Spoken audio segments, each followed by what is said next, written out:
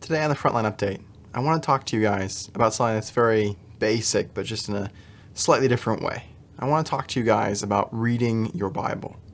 And we all know we should be reading our Bible. It's something that everyone talks about. But sadly, very few Americans actually read their Bible. But more than just that, I want to encourage all of you not just to read bits and pieces today, but actually to read through the entire Bible from cover to cover, reading the whole story of God's plans.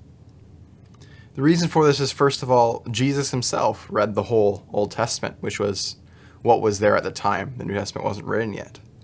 We can see this by all the times in his sermons and speeches that he said just, "It is written," and then quoted somewhere. And that was something that was very cultural at the time. Everyone basically read the Bible and memorized large segments of it so that someone could just say it is written and then quote it, and they didn't need the chapter and verse numbers that we use and so heavily rely on today. So Jesus, obviously, he read through the whole Bible and used it in his ministry. So that's something we should imitate. Also, the Bible itself encourages us to handle the Bible correctly, to study it and show ourselves approved to God by our study of it. And to do that, we need to read the whole book, not just a part, because the context of a verse is very important. The context in its chapter, and then in its book, and then it's in Testament, and then in the whole big, grand picture of the whole Bible. You know, what other book do we pick up and say, I'm going to read the first few verses, the last few chapters, and maybe a chapter in the middle, and I got it? Like, no, we don't do that. You don't say you've read a book or you understand a book until you've read it all the way through. So why do we do that with the Bible? We just try to pick little bits, read this, that, because we can find it encouraging, but we'll skip over big portions.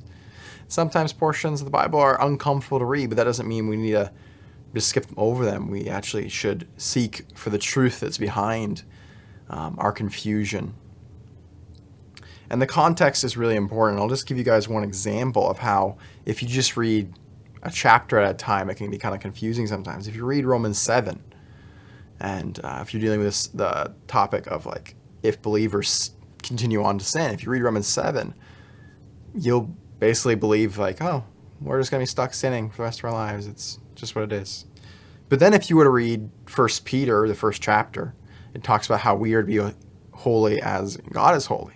So then if you just read that chapter, you'd be, well, we should be perfectly perfect after we're saved. And like, no, that's not true either. And then if we read, 1 John 1, it talks about how we are not to walk in sin. But yes, we still will struggle with sin. It says that, if you say you're completely without sin, then you're lying. So from these three verses, we can see how you really do need the whole entire Bible and the context of it all, so that you're not just going off on one random just observation from one passage. You need to get it from multiple passages. So I really encourage all of you, if you're not reading your Bible, to start reading your Bible. Maybe that is just a verse or two a day. But for all of you out there that do regularly read your Bible, I really encourage you to read it from cover to cover. See God's story. See him working through history to, working towards the Messiah, and then how he started his church and continued on that. It's so amazing, and there's so much more you'll get out of every verse when you've read the whole entire Bible as just a complete from beginning to end. And there's tons of ways that you can use to help you do this. There's tons of apps or programs that you can go through that will prompt you to read through the whole Bible in like a year or 2 years or however much you're comfortable with. Another great option is also you can listen to the Bible. That's something that I've done several times, is I listen through the whole Bible because it's easier that way. I don't think that should replace studying the Bible, but it's something that can definitely help when you're just trying to get the big picture of the Bible. So I just want to encourage all of you guys today, pick up your Bible and read it from cover to cover. And it'll be fascinating to see what you find.